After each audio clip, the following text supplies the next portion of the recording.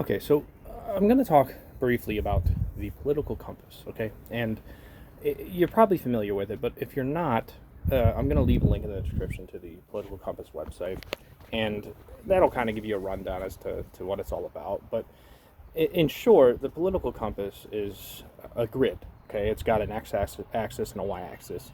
And on the x-axis, the x-axis represents the spectrum from left-wing to right-wing political beliefs, and the y-axis, the vertical axis, represents the spectrum from libertarian to authoritarian beliefs, right? So again, left-wing beliefs and right-wing beliefs are displayed on the x-axis, the horizontal axis, and the libertarian and authoritarian beliefs are displayed on the y-axis. So if you were to take that test and say your dot ended up in the top right quadrant, you would be defined, according to that test, as a right-wing authoritarian, right? And oftentimes, or what I'll say is that, like, in typical political spaces, I see people focusing a lot on the left right-wing spectrum, right, between the x-axis in essence. And what that means is that if you're focusing on one thing, you might not be focusing on the other too much.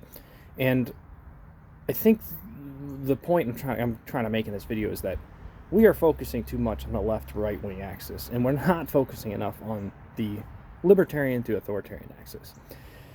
And here's why. So let's say that you have a right-wing authoritarian and a left-wing authoritarian. Both of these people fundamentally are trying to control people or force people to adopt their beliefs, right? Now let's compare the right-wing and left-wing authoritarian to a right-wing and left-wing libertarian. These people are, by and large, their hands off, right? They have beliefs, right? They have right and left-wing beliefs, but they're not trying to force those beliefs on people. They perhaps lead by example rather than trying to use the government to force people to follow their example, right? Or to adopt their example. We often identify heavily as left or right wing, and we don't so much pay attention as much to how authoritarian we are in our beliefs. In other words, we're not paying attention to how much we are trying to force other people to adopt our beliefs. And this is kind of where the whole debate between the left and right wing starts. When you start to try to when you try to use a government or physical force to force your beliefs on others, that's when the conflict and the division starts. The division doesn't start between the left-wing and right-wing or the left-wing and right-wing libertarian. Those people sit in the room and they disagree with each other, but they don't try to control each other. They don't try to use force to control each other.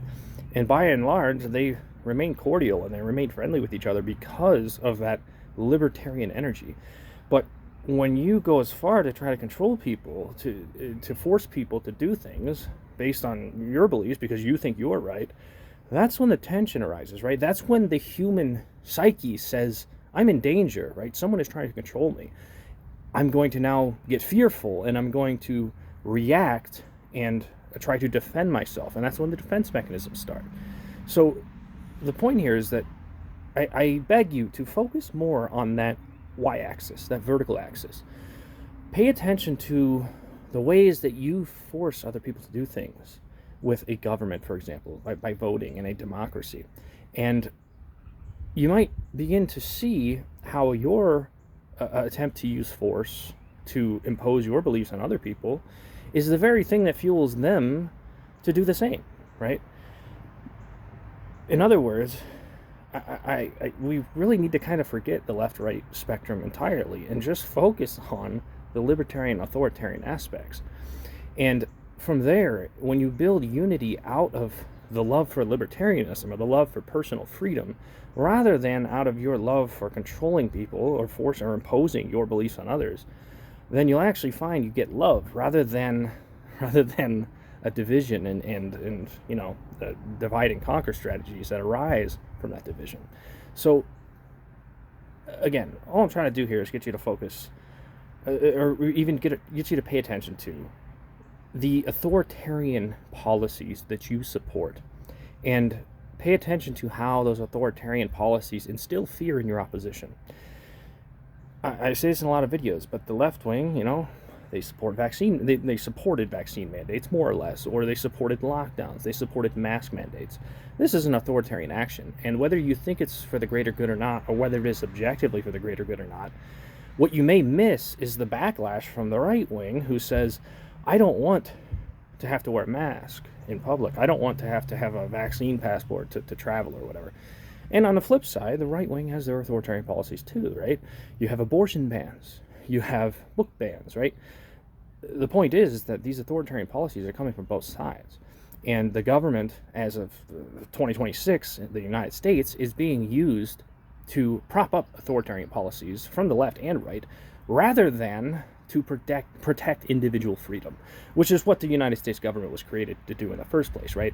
That's what the Bill of Rights is. The Bill of Rights is fundamentally a list of rights or a list of freedoms that you have from the government, or they're limiting the power of the government, in effect. And we've gotten away from that. We've gotten to the point where the government is essentially an authoritarian machine that is there to kind of create fear between the left and right. Meanwhile, we completely, by and large, forgotten about the libertarian, authoritarian spectrum. So, thanks for watching.